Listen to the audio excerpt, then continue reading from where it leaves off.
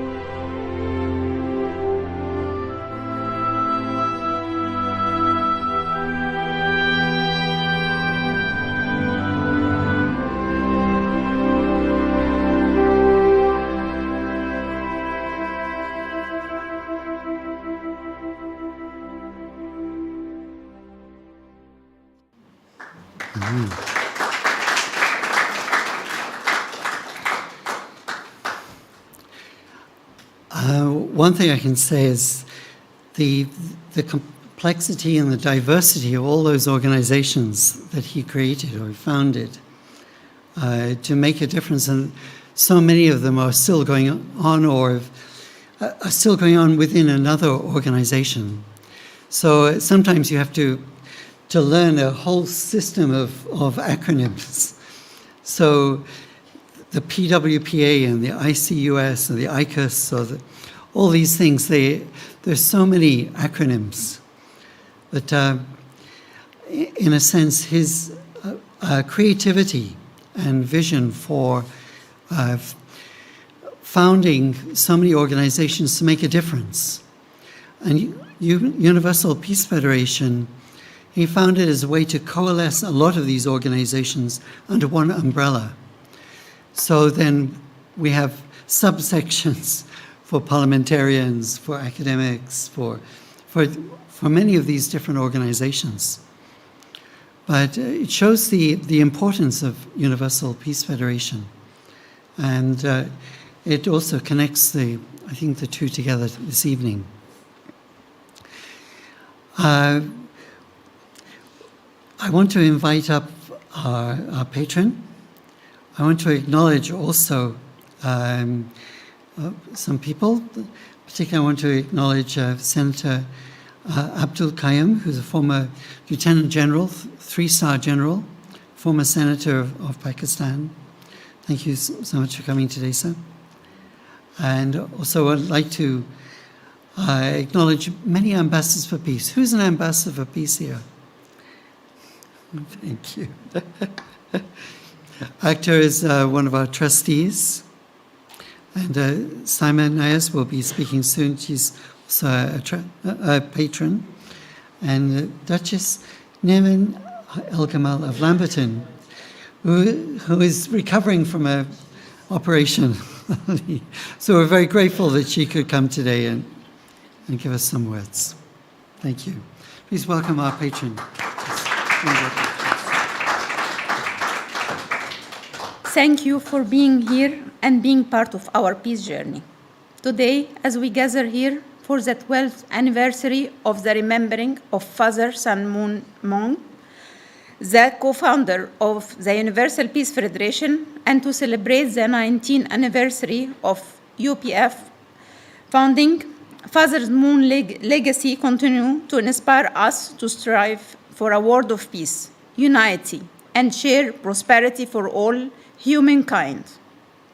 As we honor his life and the ongoing mission of the Universal Peace Federation, let us take a moment to reflect on his vision and our collective responsibility to build bridges of understanding and love across all divides.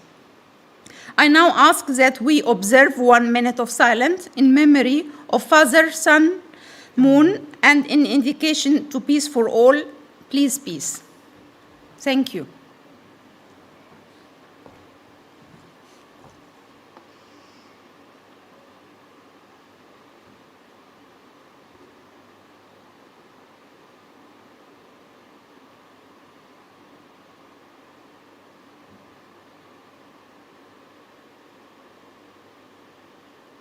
Thank you.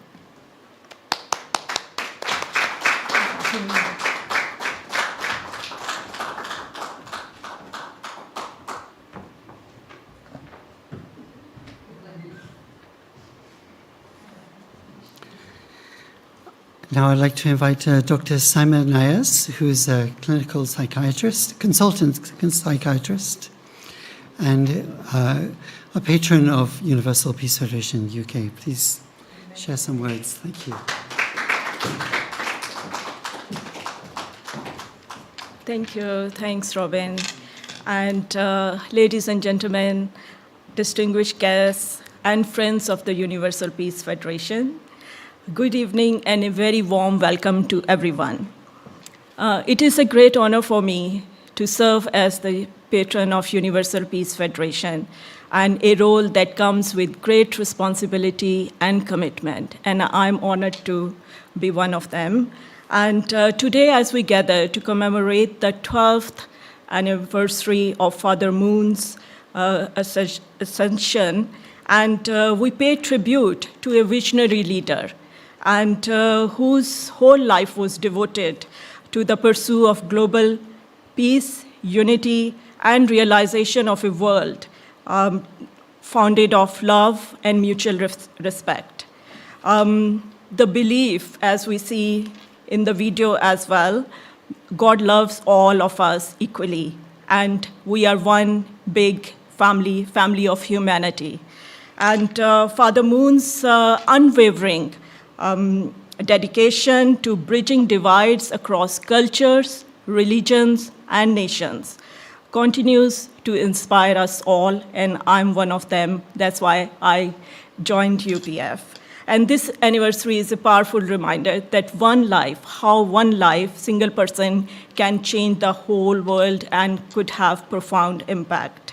And just to mention about the Universal Peace Federation, following Father Moon's mission, and it aims to derive positive changes locally and globally by preaching or by going through or taking interfaith peace building, security initiatives, education, development, young and women empowerment, and so many other projects. So before I close, I'm going to request, I can see so many young people here. Please visit the Universal Peace Federation website. There are lots of information, know about his work, his projects. Get involved, because people do go abroad to get involved in charity, voluntary work. It's for your CV, for your future, and get involved in the project. Personally, professionally, it's good for your development, for your CV. And thank you so much for being here and being with us. Thank you.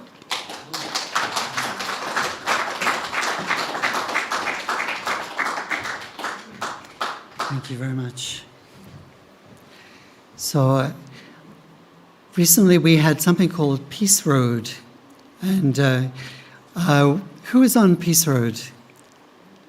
We had a great time. It was so wet and windy. But there we are. We had put down umbrellas for a photo. We had a group and they held up umbrellas. 3 seconds we put down our umbrellas so that we could take a group photo.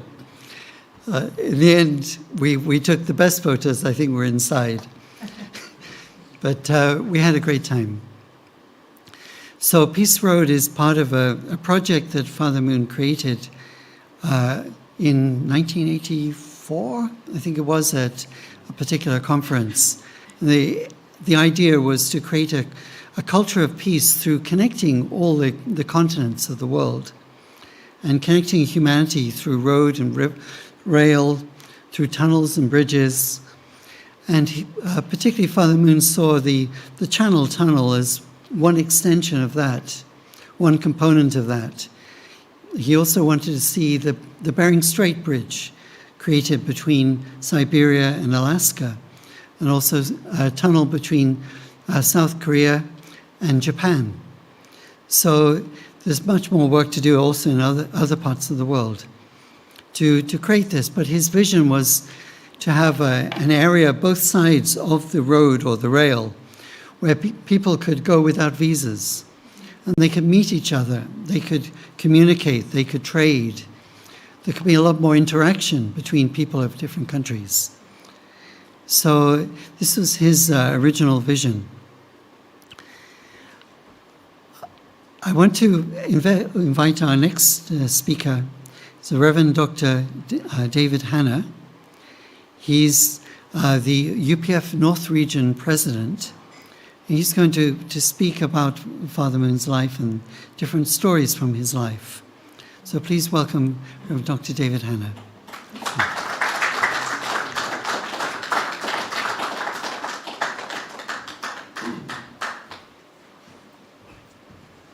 Thank you very much, Robin, and good evening, everyone, distinguished guests, ambassadors for peace, friends and colleagues. It's very good to see you. So let me just take care of business here. How is that? Wonderful.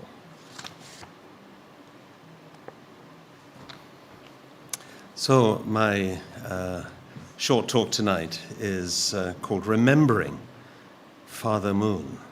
Remembering Father Moon. I actually clearly remember the moment that I heard the news of Father Moon's passing. I was running a program in Beckenham Town Hall, Beckenham in South London. It was to celebrate the 84th birthday of one ambassador for peace, Dr. Joy Philippou, most remarkable person who received an MBE for her charity fundraising work and was a very active person. One colleague from across the very crowded room made just the sign of a tear falling from her eye, and I knew what it meant. But I couldn't tell Dr. Philippou until after the event. I was the kind of MC for this program. It would have spoiled her entire evening completely. She was a woman with an enormous number of connections. So we had 200 or 300 people there enjoying a variety of, what can I call it, homegrown entertainment, maybe is a good word. And she, as a Catholic, also kind of Baha'i, and a teacher of both Buddhist and Hindu meditation. She'd been searching all her life, she said, for a living Messiah, and found such a person in Father Moon, so became very dedicated and a great spokesperson. Sun Myung Moon was an extraordinary person. A very great mind, certainly, a visionary, and that little short film brings that out, I think, in a very poignant way. A person of very deep heart and love for humanity, and very much a man of prayer, as well as a man of action. We might wonder why his character and contribution has not been more widely recognized. It's, after all, 12 years since his passing, and he lived a very full life, although I don't doubt at all that eventually he will be recognized for who he was. But still, it's a real question. The reason has to be, I think, because of the area that he felt called to as the one kind of primary area in his life, the one most essential for fulfilling the commission that he received from the time of his encounter with Jesus when he was just 15 years old. Again, that was beautifully referenced in the slideshow that we just watched.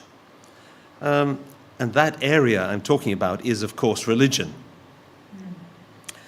And his was the role primarily of a spiritual leader and a religious teacher, especially one bringing new ideas and insights. So this picture here kind of sums up that central part of his life and mission to me, always meeting with people, young and old, any kind of person, always sharing the word of God, always eager to talk. And apparently, although I don't understand the Korean even now, as a Korean, he would talk very fast. But he would say, well, I have so many things to say, right? I need to get it out, right? So that was Father Moon. All of his life, we can say he faced opposition and persecution. Where some of that comes from, I think, is very obvious in its pernicious nature. Through his ideological and philosophical critique of communism, which was widely taught and disseminated, he made many enemies. And they sought to spread lies and false rumors, and many of these tragically persist to this day. also, this kind of opposition came from the religious world itself, and that's a not such pleasant side of the religious world, actually. And sad to say, even from Christian leaders in particular, he was branded a heretic.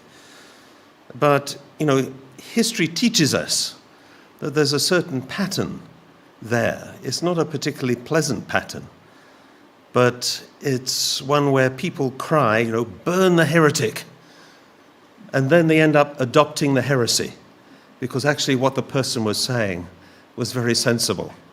And really it was just the fact that someone was saying something different which got under people's skin, and something new, but in fact they end up adapting to those very words, which were in a way ahead of their time. And I think part of Father Moon's difficulty was he was ahead of his time, his ideas, his thinking. They're really, I think we're just kind of catching up now, and have quite a lot of catching up to do still.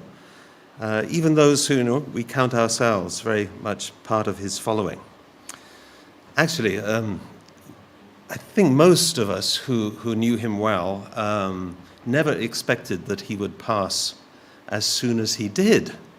But of course, he was 92, and that's normally considered a good age, isn't it, right?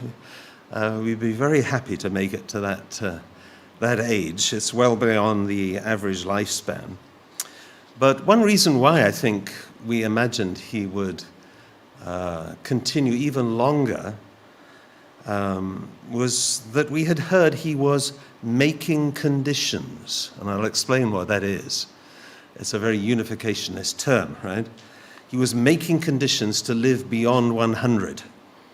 And I suppose naive faith on the part of people such as myself assumed that would be the course that his life would take. So, as I say, this idea of making conditions is very much unificationist language, and it arises from his teaching. It implies really that through some form of self-discipline and application, you make effort and you make sacrifice to a good end in order to achieve a goal. So it's purposefully paying a price and prayerfully paying that price. So when we consider that, we can say his whole life was one of making conditions. So many stories abound. I'll just share a couple of them that meant a lot to me. We've just had the Olympics, right, in Paris. Were you watching that? Yeah. Fantastic, isn't it, right?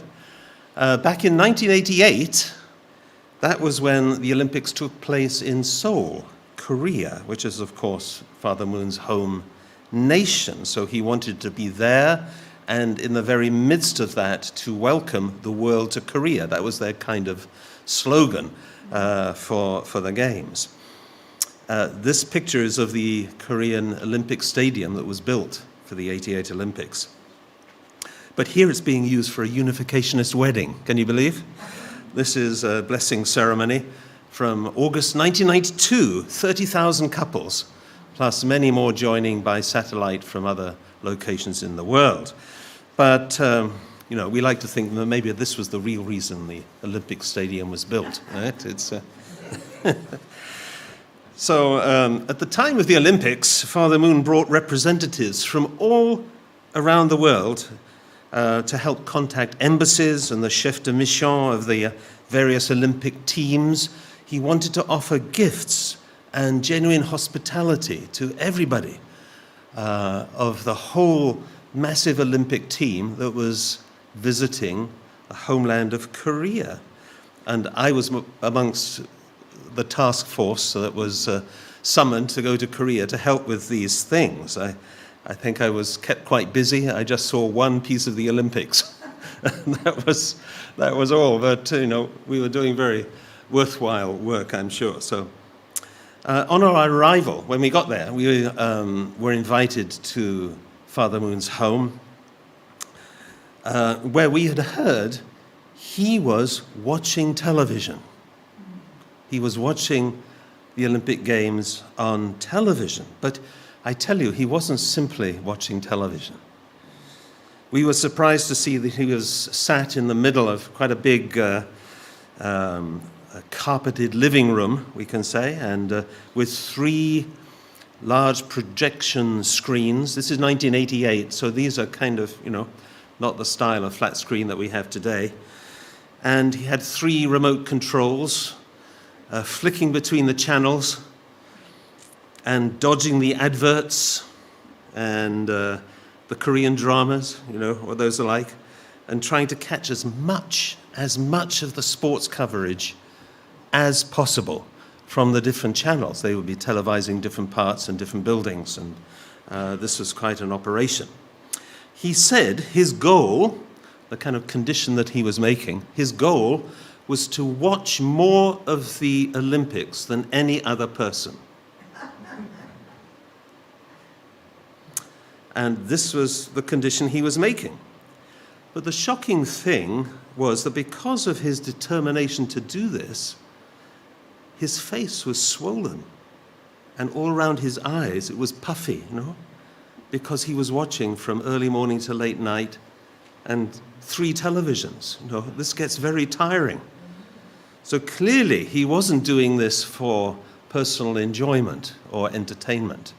He was saying, genuinely, I want to do this more than any other person to show my love, my commitment, my kind of wanting to really harness this for the power of goodness to launch the nation of Korea more onto the world stage than it had been up to then. And I think we've seen that happen since. So maybe some of that effort contributed to Korea's success.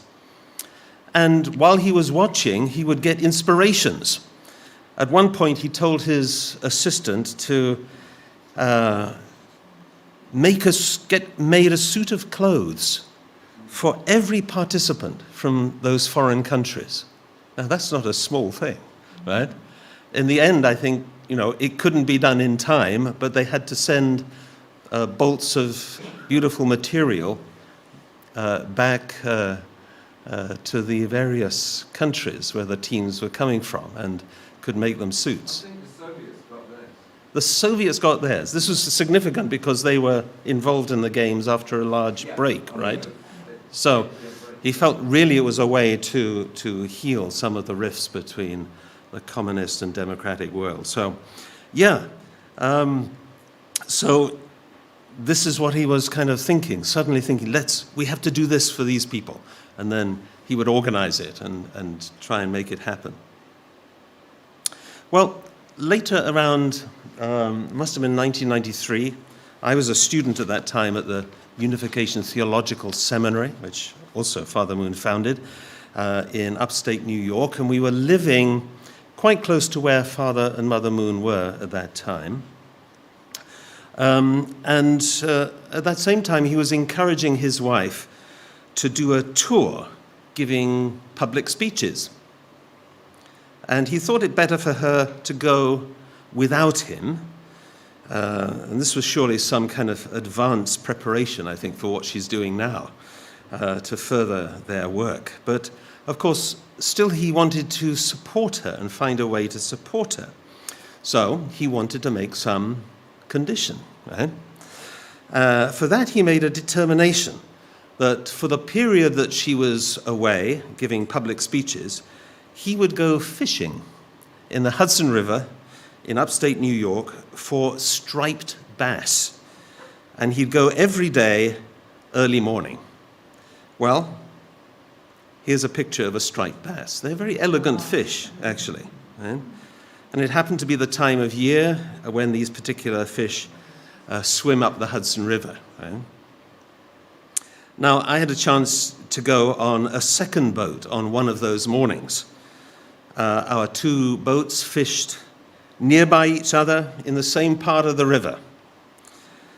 Father Moon determined that he would catch 12 of these fish himself every morning and would not return home until he had done that. And that would support his wife in her tour of various cities giving public speeches. Wow. How many women have a husband who Not many. support them that way, right?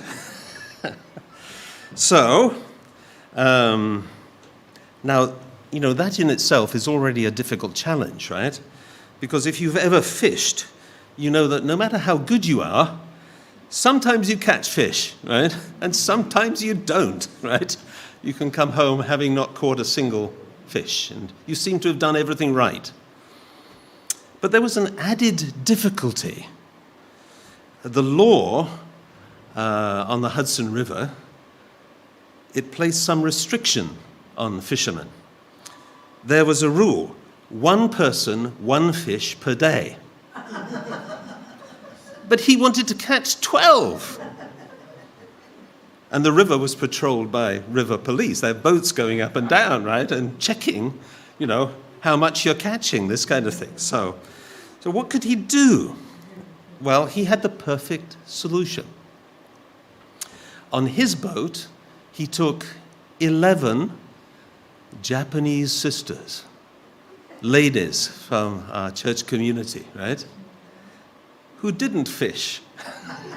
None of them would fish, but they were 1 person, and, they could get 1 fish for that day, right? So he was doing all the fishing, although they probably helped with baiting some of the hooks, which was not such a pleasant job. And he set up 6 rods at the end of his boat, and at 5 a.m. that morning set off into the middle of the river to begin fishing. So it looks something like this. And there he was, in silence, working away, doing this job, absolutely determined.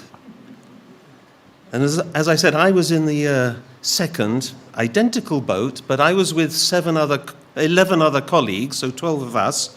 Each of us had a rod, and each of us were trying to catch 1 fish. 1 fish each. By 8 in the morning, Father Moon had caught more than 12 striped bass. Himself, right? So his boat had to come over to our boat and offload 3 or 4 fish. And then he went home to continue his day's business. As for us, amongst the 12 of us, which included actually some experienced fishermen, none of us caught a fish. None of us caught a fish that was big enough to keep. If it was under 6 inches, you had to throw it back or something. So, and we stayed out as the sun rose and grew hotter and hotter, and until midday, and then we had red faces, physically and metaphorically. That was the end of our fishing trip. For me, the whole experience had some kind of biblical ring to it, to be very honest. It provided many lessons. For me, I realized that we had to train and hone our determination. And we have to fully focus on achieving a goal if we want to achieve that goal. There's no other way. And so looking back, I could say I failed on many counts. But then, what was my goal? My goal was just to go fishing at least once with Father. And, I accomplished that. So, I managed that goal. So it's a kind of case of you get what you ask for, right? So interesting. I hope and pray that the world soon discovers the real Sun Myung Moon. That people will drop those very lazy, prejudiced views that get easily passed around. That the Christian world in particular ends the hunt for heresies in favor of seeing a bigger picture and being open to God's work in a new age. I think such religious views have an understandable concern to protect and maintain a set of beliefs, and that can work for a time. We can say it's even necessary for a certain time, but there's always a corresponding danger that overprotection of one's beliefs can end up stopping the progress and the work of the living God. Jesus himself faced such problems. If we examine the Gospels, we see it very plainly during his lifetime. And it's a prime example there that we cannot and should not ignore. If you ask, what is the crime of the new religious movement that Reverend Moon founded that has, in some areas, created such a hostile reaction, you have to conclude that there are actually two. The first is, it's new, and that's always historically been a problem. And the second is, it's successful. And that gets people's backs riled, right? And largely when people are more interested in power, to be honest, than doing God's work. So, however, I say the world needs Father Moon's teaching, and it needs people inspired and motivated by that teaching. And it needs those people to do more for the world. Such people are ambassadors for peace. Father Moon said this: "It's not that I make an effort to love God, but that I cannot help loving him. I have been that way. I pray for things 1,000 years from now." So I encourage you all to continue this great work, and I want to thank you all for listening to my few words tonight. May God bless you, your families, and this nation. Thank you.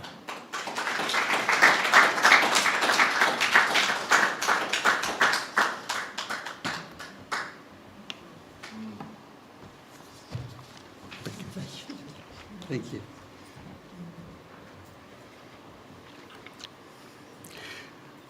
So we all have many different experiences with Father and Mother Moon. I hope someday that we can have an experience with Mother Moon, that we can invite her to come to the UK. That would be wonderful, wouldn't it? So I know Father Moon visited here several times, and Margaret, myself, and a few others were part of a team to prepare the way, because there was an immigration situation for a while, which was overcome. And we felt so victorious and happy when Father and Mother Moon could visit in November 2005. We had a great celebration that time, but it was wonderful. He was a person where, when you were around him, you felt this energy, and often you felt like you didn't need to sleep so much. And it was often very uncomfortable sitting on the floor because the tradition in the Orient many times is sitting on the floor, so we're not so used to it.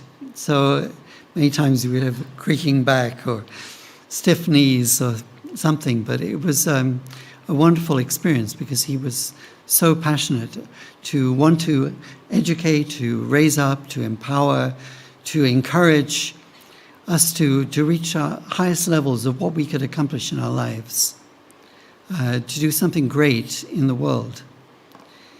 So in that sense, he set an amazing tradition that we could continue.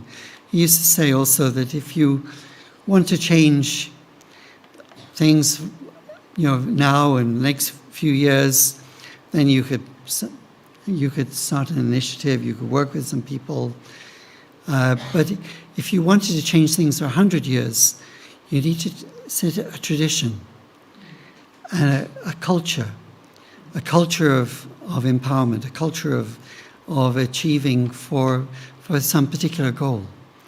But through setting that tradition, then you could change things 100 years from now or more. And he was very much in awe, particularly of the religious leaders of the past and how their traditions, their lifestyles, what they set in motion would influence hundreds and millennia afterwards. So it's quite an amazing person.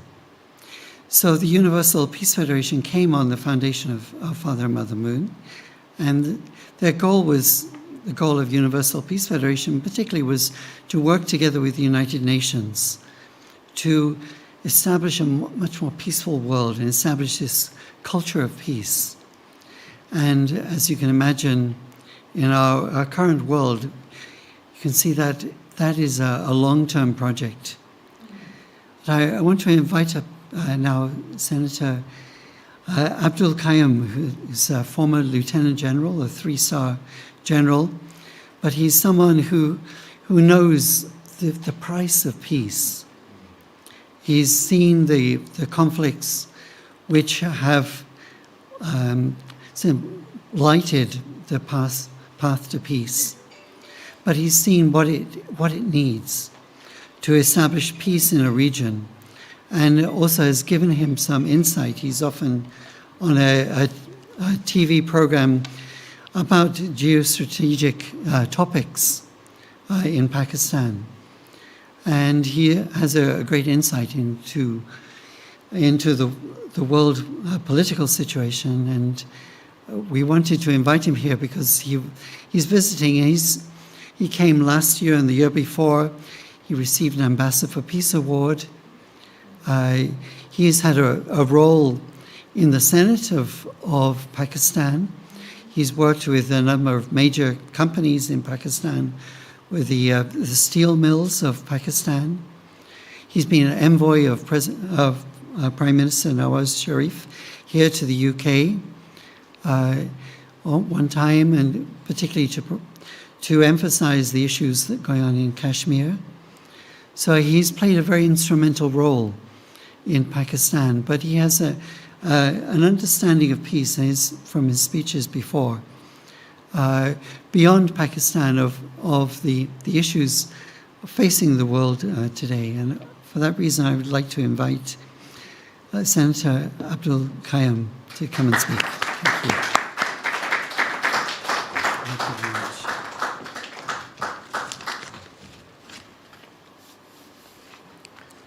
Bismillah ar-Rahman ar-Rahim. That is, I start the name of God Almighty, the most beneficent and most merciful. Honorable Robin Marsh, who is the president of UPF UK. Honorable Dr. David, who is the president of North European chapter of UPF. Madam Margaret, she's here. People from media, from business community, from different members of the society, ladies and gentlemen.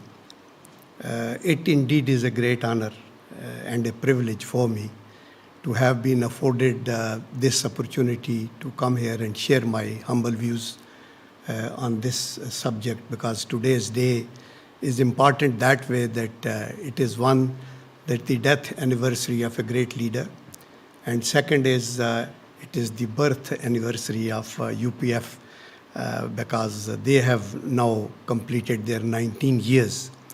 So both things are important.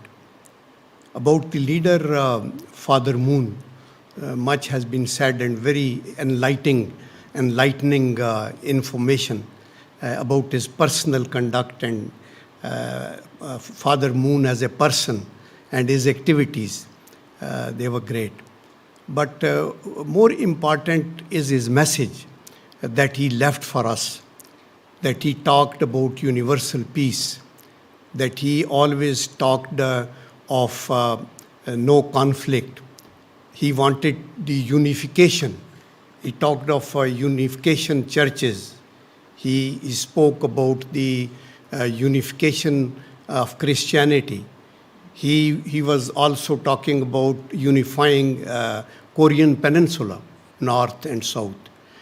He was a great leader, a religious leader, a visionary person, a legend in his own right.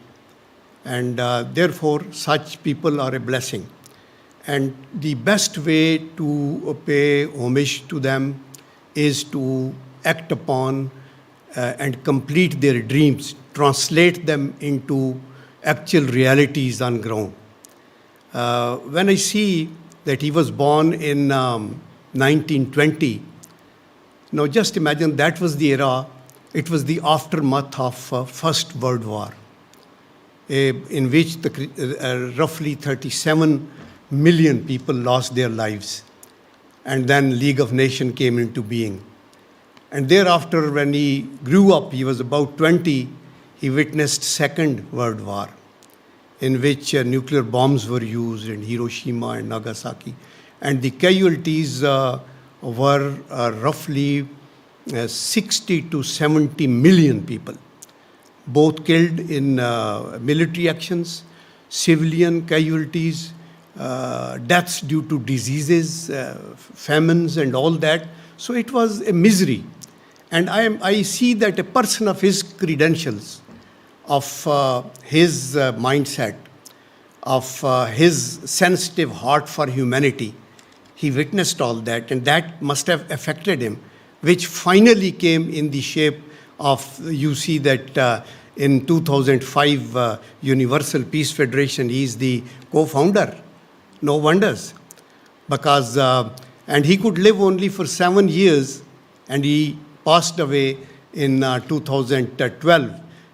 He could see this Universal Peace Federation's contributions for only 7 years. But he had sown a seed which is very useful for the international peace, for harmony, for justice, for service for the humanity. Father Moon was a person who would rise above himself, who would rise above his country, his tribe, his continent, and he would think of the entire humanity and see that unless we live as a family, because we all are offshoots of Prophet Abraham, and we all follow one God Almighty, and we see that He is the creator. And today, whatever we can speak, we can listen, we can hear, it is all because of a creator who has created this universe, not only human beings, birds, flora, fauna, and the moon that you see, the sun that revolves around, the earth that rotates. For this, there is a very meaningful verse in Holy Quran, that is, Afala yanzuruna alal ibli kaifa khuliqat wa alal samai kaifa rufiyat wa alal jibali kaifa nusibat wa alal ardi kaifa sutiyat. And that meaning is that to just be convinced that there is somebody who's created this universe for us to live in harmony and peace. Is there any technology today that they can reconstruct or build an elephant or even one of his legs? Or they can raise the sky, or they can make this, the globe. Or, for example, they can fix these mountains that have been fixed. So therefore, these things explain to you, and you are convinced that there is a power. And that power has created, some of us are white, some of us are black, some of us are brown. But we are all human beings. And we all have hearts, we all have a liver, we have eyes, we have a mind, God has blessed us. And we must think of unity. Because in these conflicts and wars, there has been a lot of loss of humanity. And thereafter you will see that after the Second World War, my country, for example, was decolonized in 1947. And it is interesting to note, Robin, that out of 57 Muslim countries today that we have, we are about 1.5 billion Muslims in the world. All these Muslim countries were colonies before Second World War, except perhaps Turkey. Iran, Saudi Arabia were under the influence of the West, and it was only Turkey. And thereafter, when we became independent, again we were faced with problems. And in the same time, United Nations came into being, 1948. So that was a consolation that we will have peace in the world and will not fight, because that fight does not give you anything. So therefore, United Nations came up with a very potent mission, and that was peacemaking, that was conflict resolution, that was for human rights, that was for international justice, that was for example, education, health, population, climate change, and so on, you name it. And these are very, very sane, very pious missions that were given to them. And United Nations has done a wonderful job. I would say they have been very effective. The very fact that under their aegis such organizations have come up which are working for universal peace. But the point is, have we really cooperated with the United Nations? Are we acting upon the charter that we have all agreed upon? Are we honoring the resolutions the United Nations is giving? So if that be the case, how will universal peace come, which was the dream of Father Moon, that he wanted us to be together, that his passion was for the humanity. So therefore, I think looking forward now, we have to see that such people have come in history and have gone, but such people have rarely come in centuries who are so great as human beings, and they have such a great mission that they are selfless people. He was one of them. So therefore, if we have to implement his vision, what we have to do? I think we must go by the UN Charter. We must honor the resolutions.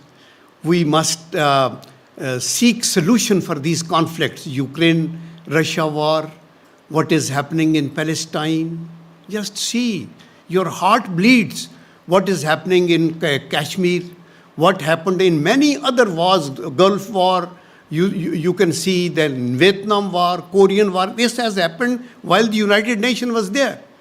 The Afghan wars and all that. And we still today in Pakistan, we have 3 million Afghan refugees. And we have to sit together to think that we are third world countries. We don't have enough resources to feed even our own people, about 240 million people in Pakistan. And in addition to that, for the last 40 years, we are looking after these 40 lakh, 3 to 4 million people.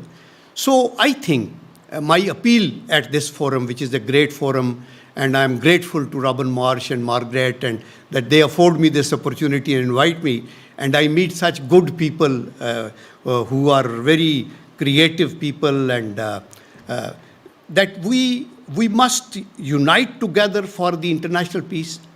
We must be the ambassadors of peace all over in all the continents, and we must make all the endeavors to make sure that we don't only pursue our personal goals and parochial thinking.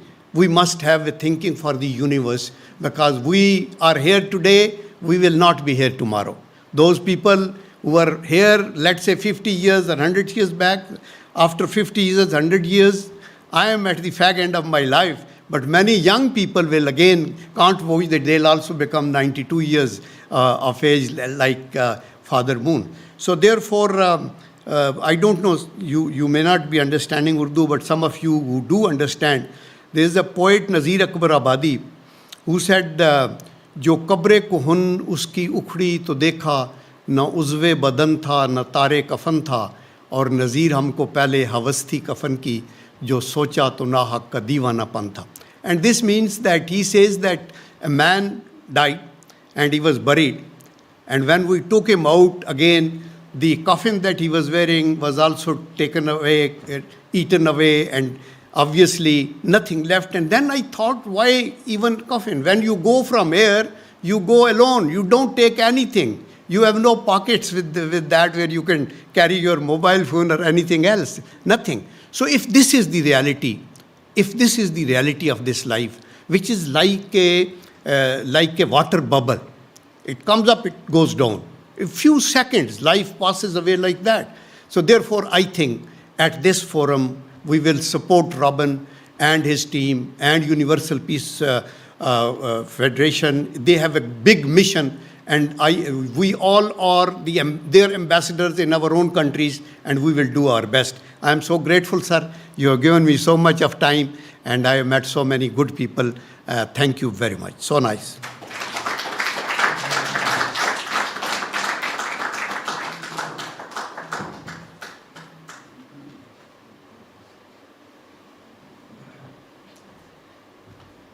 Thank you so much, Senator Abdul Qayyum. Thank you. It's actually when someone has been involved in these at such a high level in these conflicts, and you know the price of peace. And I think that forms also a very powerful impetus to promote the right issues that can build greater trust, greater dialogue, and greater collaboration across nations. And I think we all hope that the United Nations can play that role, but it looks very weak at the moment, sadly. But we need to pray and work hard for these international institutions to take a fair role, a fair and just role for the whole world to come together as one family. This is one of the slogans of UPF, Universal Peace Federation, is that humanity is one family, loved by God. So I'd like to invite up Reverend Lady Denisha Palmer, who's an old friend and ambassador for peace, and a pastor, and someone who also loves God, and I'm sure God loves her very much. Please come up and share a few words. She's been in America for a long time and now in Bristol, but it's like welcoming an old friend. Thank you.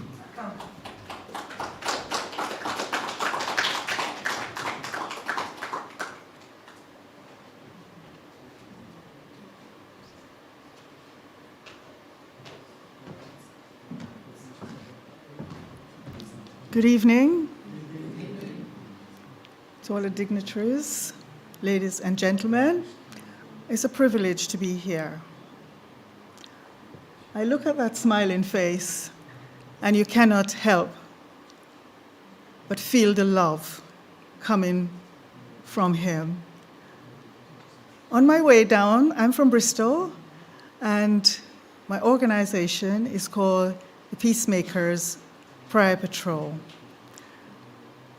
I've been an ambassador with UPF for 17 years, and I was invited by Tomoko Harris and her husband to be nominated by them.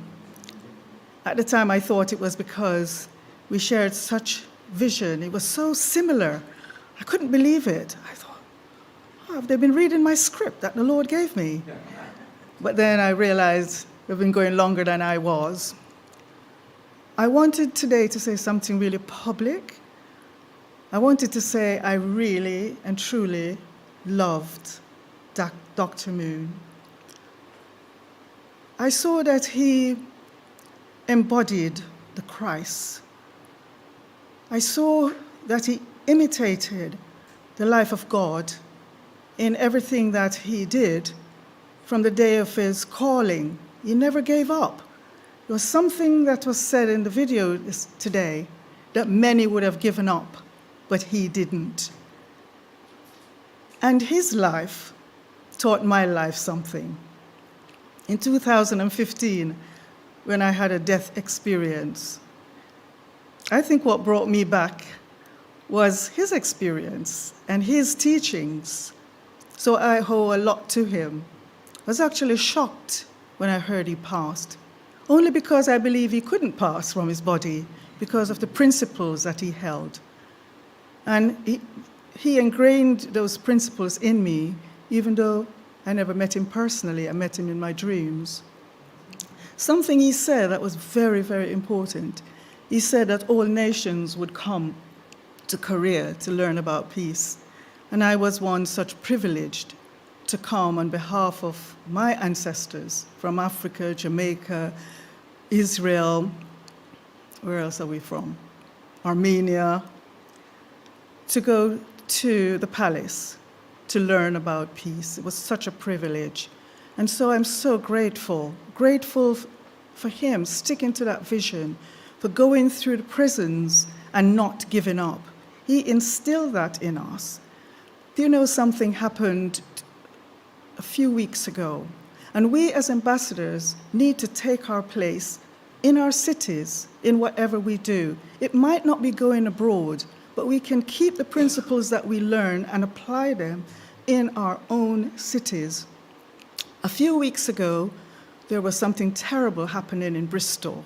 You might have read it on the TV, that people were coming and saying, you know, we want Britain to be whatever they wanted Britain to. I can't even say those atrocious things. And there were going to be two sides coming to make war.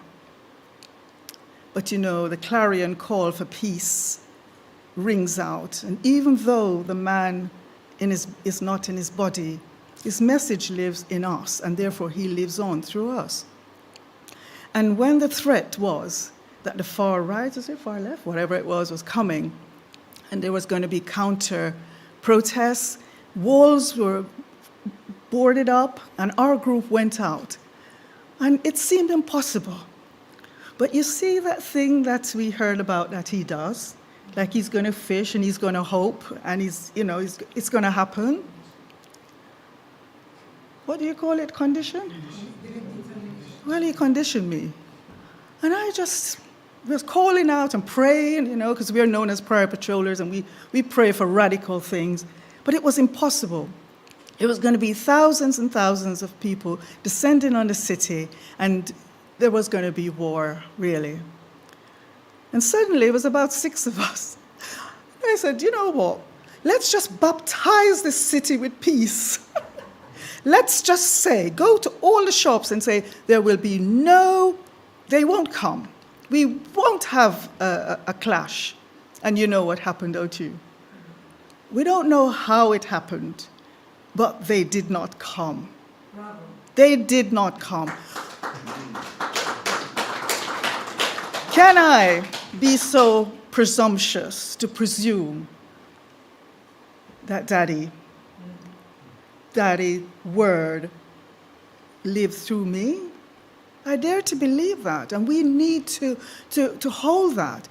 And so we have to report quite often to the commander, and I said, you know, I sent him the message, it won't happen, it just will not happen. And he sent back and said, it's okay, keep praying, Rev.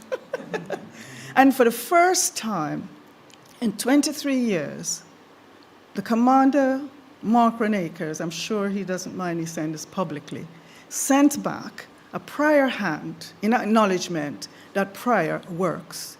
They had over 200 officers expecting violence, but there was no violence. What was there? There was peace. There was peace. It was only the counter-protest people that was there, and they had peace. They didn't make one arrest during that time. So I'm standing here today. I feel ashamed for the way the church has been divided among itself. I too was a skeptic, even when I became an ambassador. I didn't know, because I was following certain things that we've been programmed to. But over the years, I've come to understand that we need to change. We need to change, and we come to know that we are one people in God. Well, okay, so I've revised it a bit, and our new work, we're one family under God. But yes, in our church, we have adopted that to say we are one people in God, because there's only one. And as we strive and continue to carry this wonderful vision, I can't believe it's 12 years already. For me, it's not 12 years, because he continued to live today. He's alive in anywhere we are, anywhere the ambassadors are, and taking that vision, he lives. And I'm so grateful for the UPF. Thank you.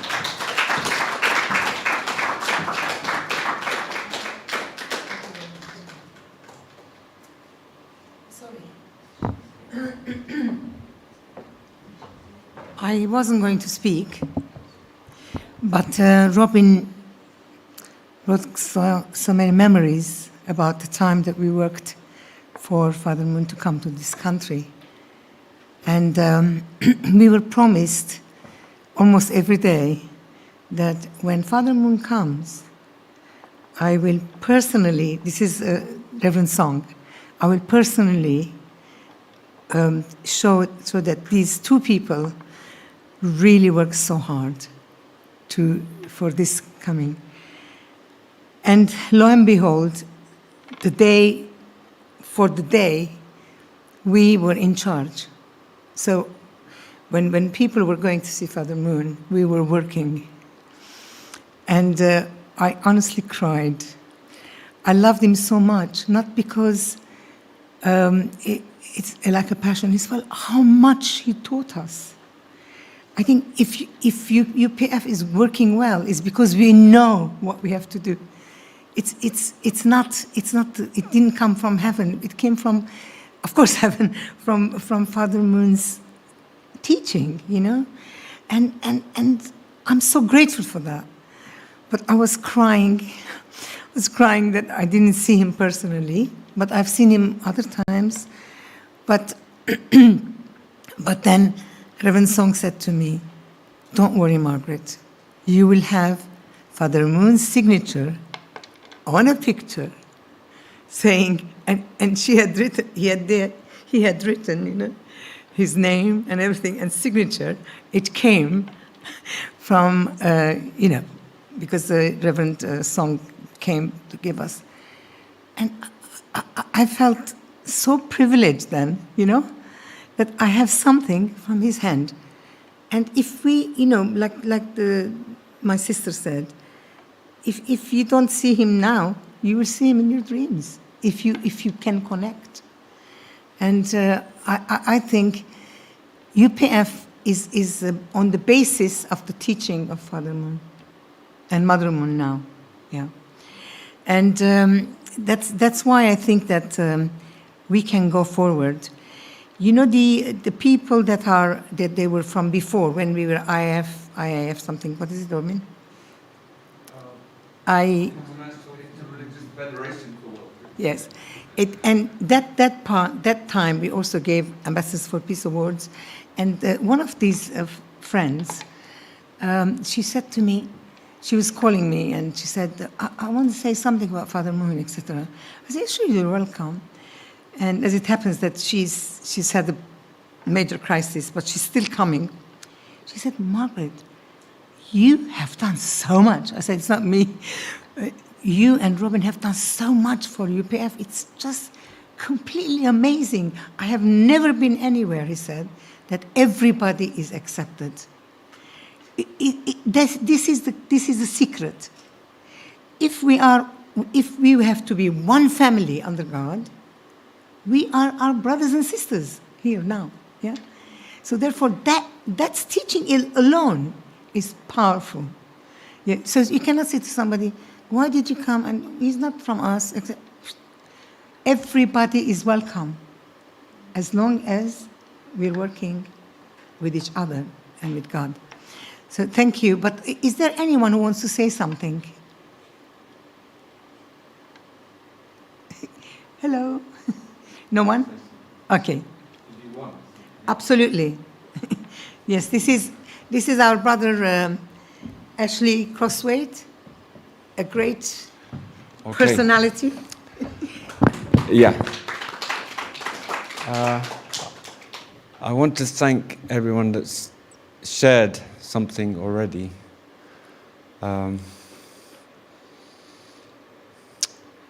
Yeah.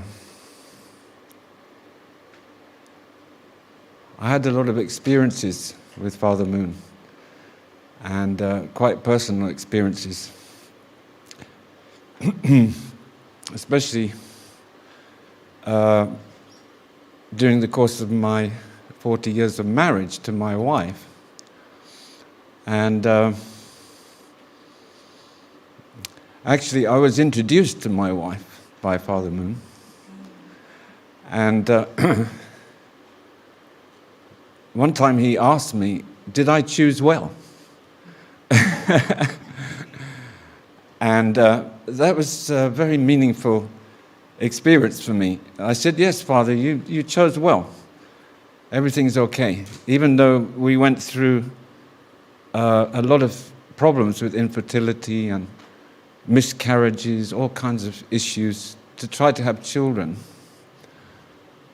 But, you know, a person like him, who has such a vision and such a mission to actually ask a question like that to a very, I'd say, a person that's very poor in spirit like me, is there's another side of Father Moon that perhaps not everybody might have experienced, that he truly loved every person and wanted to understand every person's situation.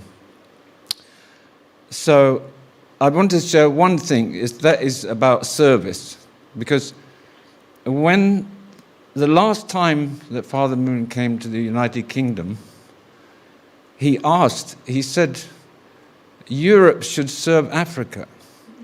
Europe should really take care of Africa. So after he said that, then I prayed, actually, and I really thought, okay, so what should I do? So I got an answer, actually, and so I went down to East Africa and I built a school.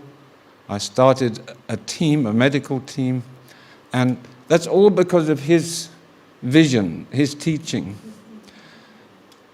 I felt so inspired to do that. We have a team in Uganda, it's called the No Sleep Team. And that's the mobile medical team, right? And they go out into the villages and they remove jiggers. Maybe a lot of you don't know what is a jigger. It's a kind of flea that burrows into the feet of the children and the older people so that they cannot walk, and thousands of people in East Africa are plagued with jiggers. This is something that in the developed world, most people don't even know about. They never heard of that. So that kind of work, the real nitty-gritty work, is also inspired by Father Moon. That's what I wanted to share, that he really can also be with you, like our sister was saying. He is still with us now and inspiring us in so many different ways, actually, to continue this work of peacemaking, but also service. I think it's so important that we are practical also, and that we find ways to actually really benefit people in whatever way. And I believe that each one of us has a different calling. So if you pray to God, God can actually inspire you. What can you do? I mean, some of us are maybe just doing small things. The things that I'm doing are very small things, believe me. But for the future, you just never know. There could be that one boy or girl in the school who grows up, who becomes the person that can actually solve the problems in that country. You just never know. That's why education is so important, So Father Moon is so dear to all of us ambassadors for peace. And it is such a blessing to be here with such wonderful people as yourselves. Let's just continue the work. Thank you. God bless you. Yeah.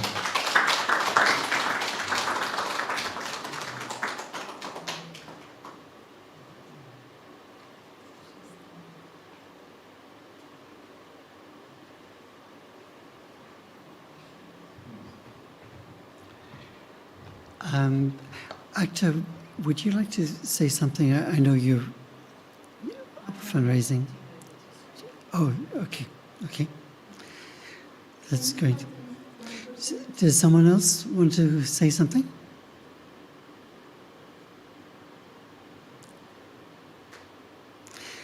So maybe Luce, you want to go first? And then, did you put up your hand?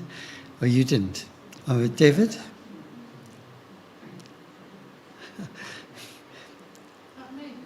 Okay, yeah, after David. Oh, David, you okay? Do you want to stand here? Okay. Because there are people online as well. As you wish. Okay. Hello, my name is David Hughes. My Nigerian name is Babatunde, which means Father Returns. My mum is from Mumbai, which is India. She is a Marathi.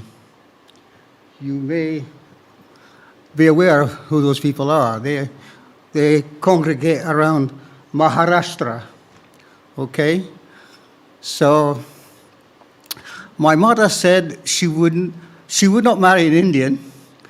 She would marry somebody who was colored. So she was introduced to my father, and so they married, much to the consternation of my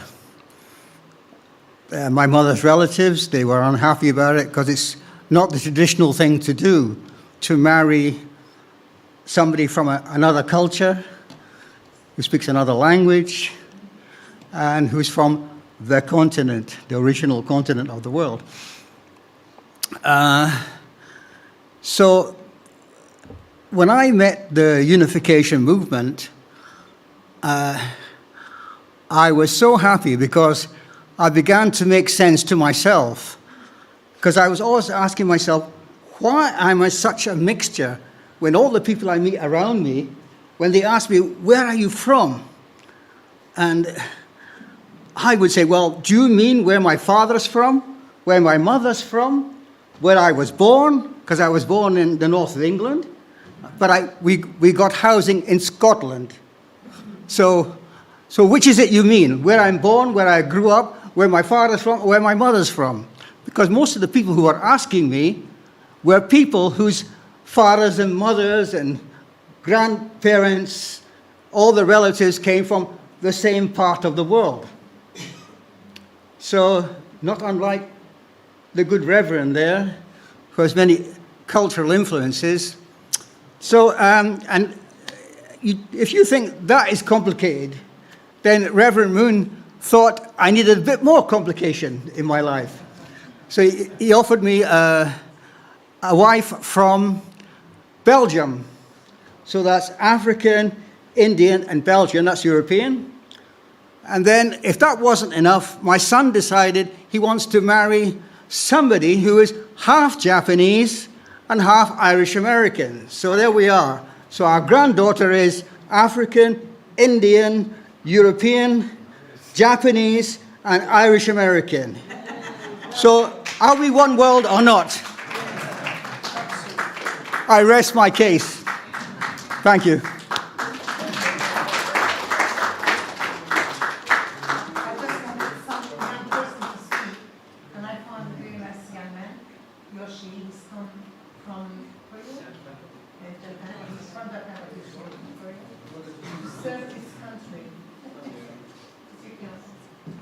Hello, nice to meet you. I'm Yoshi, and thank you for preparing this event.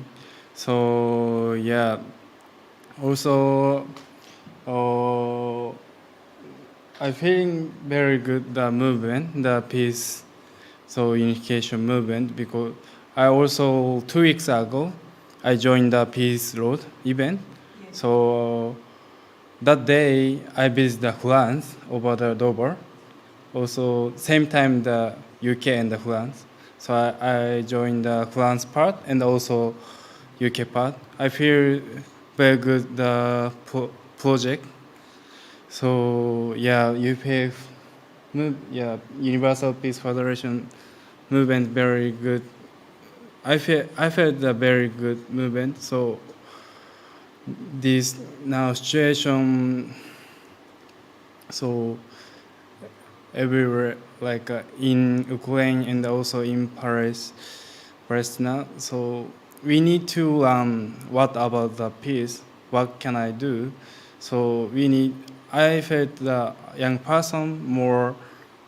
We need to learn the peace movement. So I joined this Universal Peace Federation. So yeah, thank you for today.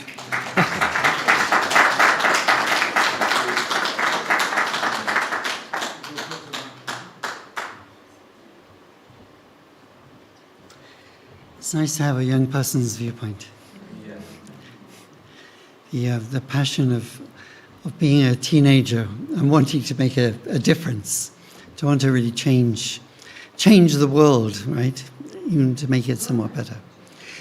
So we have one person who's coming. It will just be a few minutes, but would someone else like to speak before?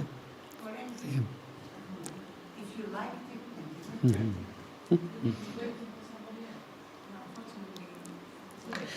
So, one of our, the last time Father Moon came, actually we arranged a venue in Parliament.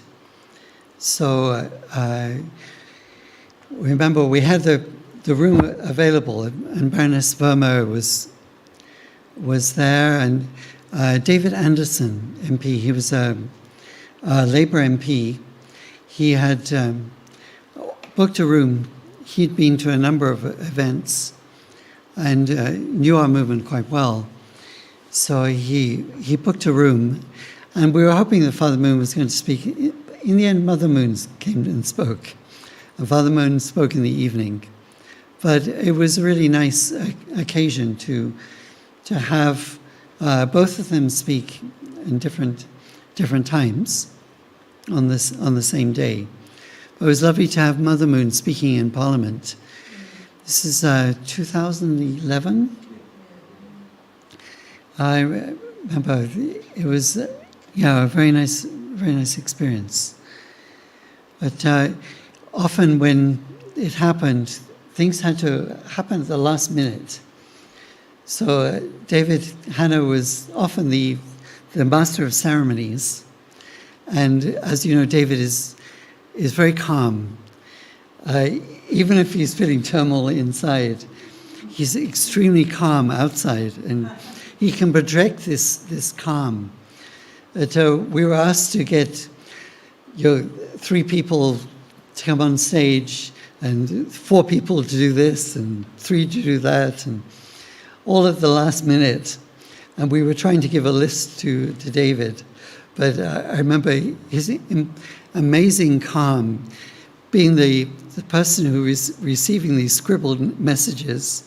At the last minute, someone would come up and put it on the podium. He would be able to decipher what was said.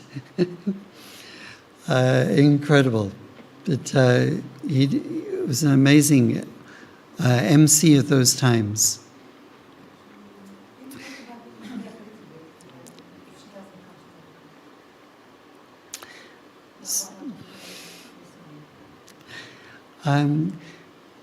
Actually, could I ask Shazada Hyatt to come and say a few words? Because you've been welcoming and bringing VIPs to this forum. Would you like to come and say a few words? Thank you. Actually, he's been inviting Senator I think we're waiting for another guest to times. come, is it? So I got to keep it going warm, is it? Okay. But also many other VIPs you brought to this forum. Thank you very much, Robin, for the opportunity. I sat there and listened to some wonderful speeches from brilliant guests and some of the ladies on peace. And I was thinking, what is peace? If you broke a needle or a pin, it's so much small, it's a piece of that needle. Then if you go out and look at the earth, and you look at one continent, that is also a piece of the earth. So peace is a unique word. Every prophet that has come on this planet came with one word particularly. They were sent to go and spread peace. And what is attached to peace is love, harmony, tranquility, humbleness. That's how the whole thing has began, and that's how the great Creator wants us. And even if those who do not belong to a particular faith and want to believe in science, but in science, if you look at it, nature is in so much harmony with itself. how every year you got plants coming, roses coming at a certain times, daffodils coming at spring times. The earth evolves around a certain structure, which is peace. So peace is very important. So we are to believe, and we do believe, and some are led to believe, that the prophets were sent, as I said, to spread peace. Then various faiths say, well, my prophet was the only prophet. Some they say, oh no, my prophet was the only prophet. But then if you look at, say, Islam, it says, well, yes, Jesus was a great prophet. Moses was a great prophet. Noah was a great prophet. And 124,000 prophets they believe. They don't push it aside. Say, yes, we believe. Then who sent them? They say God. But then it stopped. No more prophets, they said, are going to be coming. And then you get people like Father Moon. You get people like Nelson Mandela, Mahatma Gandhi. They want to promote peace. Although people may say, but they weren't sent by God. But then we are all God's creation.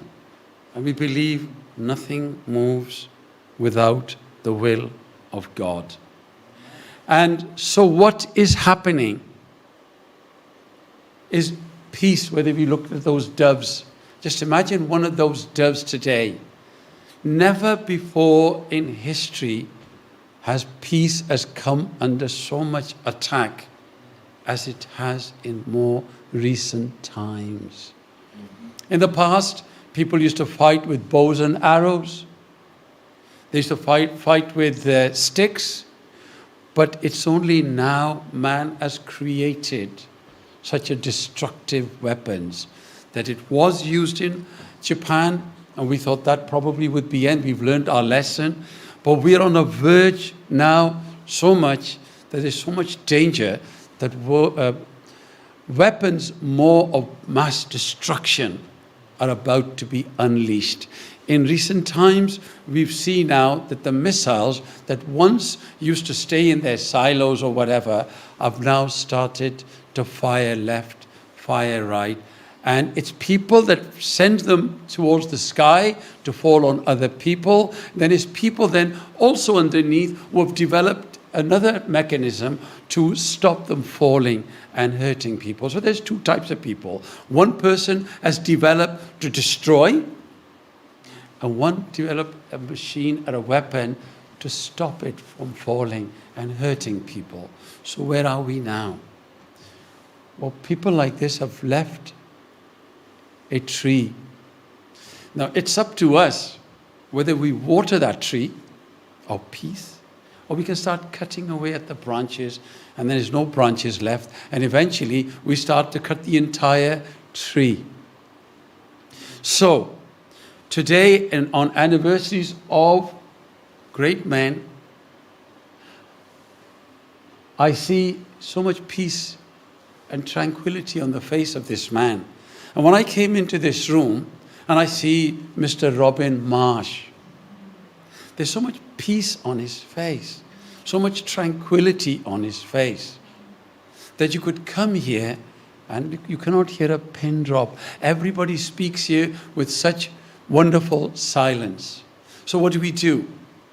We can go home and after listening to peace and do nothing about it, but we can do something about it. Every little helps. The whole universe is created, and all of us are created by one small atom. So we are important. People have come here from different directions. We've got Lady Saima here. She has spent a lot of time, all of last year, especially after COVID, on national health, promoting national health and worrying about people's health. They risk their own lives in order to save others' lives. So it's a great pleasure to meet people like this. And General Saab, who was brought up learning about armed forces and army and everything, and has realized, no, gun is not the answer, weapons is not the answer, and the answer is peace. Thank you very much, madam. for the opportunity. Our guest has arrived, and thank you for the opportunity. Thank you.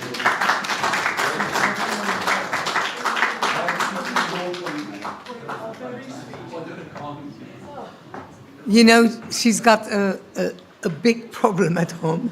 Yes, no, I'm Babysitting. so sorry to be late, but I was called in to look after my granddaughter and her mum, who's had a brand new baby, and I got my dates muddled up. So I rushed, of course, and oh my God, what am I doing? But the last time we rushed somewhere together abroad on a really important peace mission, I arrived in my apron because it was my son's 18th birthday, and I was still washing up before I rushed to the airport. So that's a woman's life for you. Yeah. She's gone with us many times. I've been on many missions. So you'll have to forgive me if She's a great lady. I read rather than talk freely, because I'm out of breath and other things. And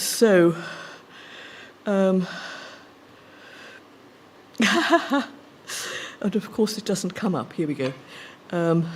So you have already been celebrating the legacy of Father Moon, who has given all of us, and including me, the mission to work wholeheartedly for peace and cooperation, to achieve the Sustainable Development Goals, as they're now called, in friendship across the world. We live in troubled times, where after a period of relative peace and prosperity, the riders of the apocalypse are again scourging the world with fire, flood, famine, and war. Armed conflict in 54 countries or more. UPF has been working tirelessly to build bridges, bringing particularly young people together across conflict-ridden countries, set up initiatives to combat climate change in countries affected by so many troubles, to help to overcome the challenges of hunger and sickness, and especially to widen education for young people and women. UPF has partnered with many organizations, and many of you here who probably have partnered with UPF if you're not members, to build a fairer and more prosperous and peaceful world where no one is left behind and where no one has to live in fear. Bringing what I think Father Moon considered to be one human family together under one kind of spiritual roof. Father Moon himself, as you know, lived through the horrors of the Second World War and the Korean War, in which more civilians were killed than in both world wars. Did you realize that? More than 2 million people. He suffered the hardship of Japanese forced labor camps and prisons for his belief. I well remember the searing image of what was then still WWFP, of a mother with her children in her arms, sitting dead on the battlefield in Korea. This is a testament to the power of love. Love is the only way forward, caring for one another in friendship across all differences, and this mission to given us by Father Moon and Mother Moon, whatever our own faith and background, across all social and cultural differences. People call it tolerance. I don't like the word, so I think more about compassion and understanding and listening and respecting and appreciating the differences we all have, and where we don't agree about things and we don't live the same way, but we have surely one mission in common to make this a better world. So this requires particularly the empowerment of women everywhere, and education for young people. I've lost my text, never mind. What I think is really important is that, actually, I want to say, particularly personally, that I am very grateful to Margaret and Robin, who are effectively the father and mother of UPF in London, who have done so much to bring politicians and organizations together in one effort particularly to empower women, which is something that Margaret does on a very regular basis and with great passion, and to create educational opportunities for young people by having peace camps and by having building bridges everywhere. I'm beginning to catch my breath, so memory is beginning to come back of what I was going to say.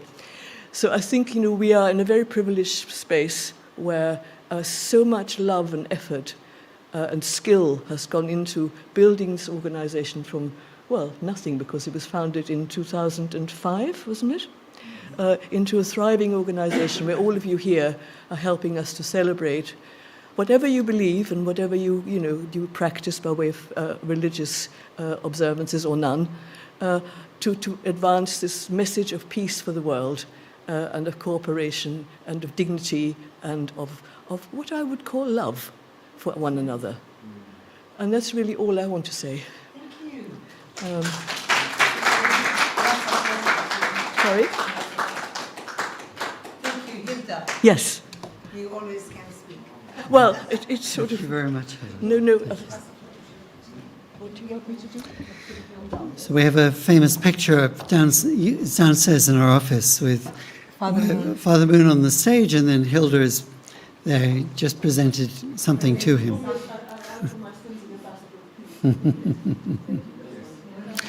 Thank you very much, everyone. You want to? Oh, okay. So, Sorry, I'm not that well at the moment. you okay?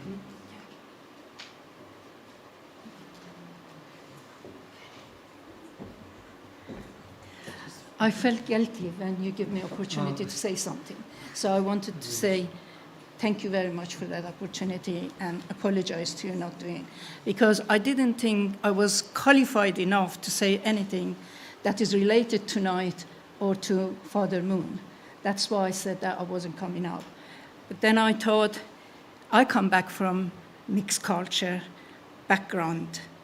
So many religion was going on in my family. And which one do you follow? My father was really very fair kind of man, very bright-minded. And he said to me, I leave it up to my children to find a way to find their God. God is only one, but there is many ways that you can reach God. That is where every other religion come about. So you have to have a respect for that. And I leave you to learn your way, how to approach God. So in some stage, I didn't even believe in God. And I said to him, I don't even believe in Jesus when they said he was the Son of God. And saying that he died and then he became life again. He gave me a very, very simple explanation that is always stuck in my mind. And that is saying, do you believe in 4 seasons? Yes. So what happened in the winter? All the trees dies, all the flowers goes, there is nothing. It was all kind of leaves on the floor, yellow, and nothing alive. So when you come back to spring, are they not coming back alive? All the flowers, all the trees, and everything. Just believe that and picture God and find your way to reach God. That's all I wanted to say. Thank you.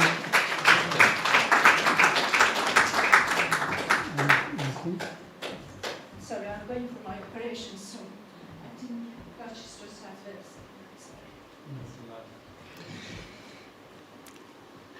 Thank you very much, everyone.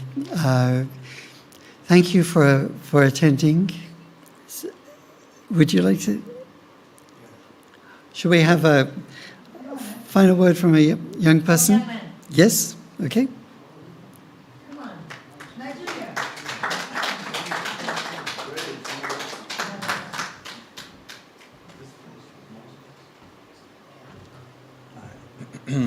We have to raise it for you. A little bit, yeah. Hello? Hi. My name is Teni Agni Adeleke. I'm from the University of Greenwich. I think peace was something that I thought about, I guess, when I was younger, like primary school, secondary. That would be like elementary school or high school, or not high school, middle school. It was something I did think about a little bit, but I guess there wasn't a lot a kid could do at that age. So it wasn't actually until July that I found out about UPF. I was heading into campus one day to focus on my schoolwork, and that's where I bumped into Taye and Tanya. They introduced me to the organization. They said, you know, they're having like a meeting in a few hours. I could come down. So by near the end of the session, I ended up coming down, and it really seemed like a great place. You know, it brought in a lot of different people, different backgrounds, different cultures. It felt like a place that, you know, anyone could feel welcomed in, and I guess I also felt welcomed there. I ended up going for like the next few weeks after that. I also attended some of the activities, like their picnic, a barbecue, even Peace Road as well. Yeah, I was at that. The society there was the Intercultural Peace Society, and that had, you know, a bunch of people helping out there. Tanya, Taye, I mentioned, Genta, Sohi, Yoshi, who came up earlier, and then Miyako-san and Farhad. But now I guess I've seen the man who was behind all the activities, all the everything that the Federation encompasses. And I think I can really see that I have seen why everyone seems to love him so much. Based on the presentation, he seems like a really great person. He has a powerful character, powerful morals, and I guess that was showcased by his actions. Yeah, so I can really see what type of person he was now. There's a song I really like, and it's attributed to a novel. And one of the lyrics from the song it goes, "If you can open your heart." I can't sing it. It's actually a Japanese song, but it translates. I don't know that one.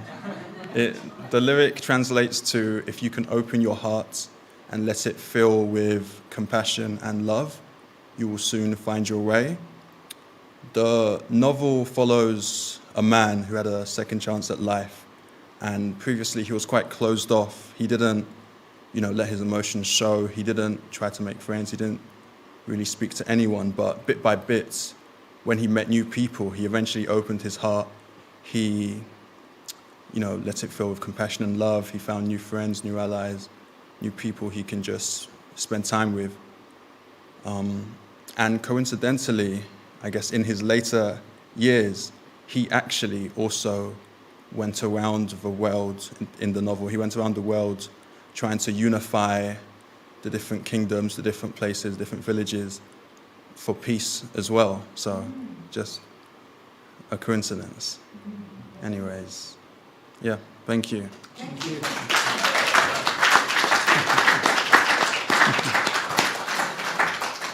Thank you very much, everyone. We've had an evening full of inspiration, and we're very grateful for all your contributions. Thank you, and thank you to our esteemed guests, and thank you for all the young people who have contributed so much tonight by their presence and their contributions. We're very grateful for everyone. Thank you. Please have a safe journey home, and please feel free to network and to get to know each other. Thank you. So we have a Young Achievers podcast on Saturday, and at 2 p.m.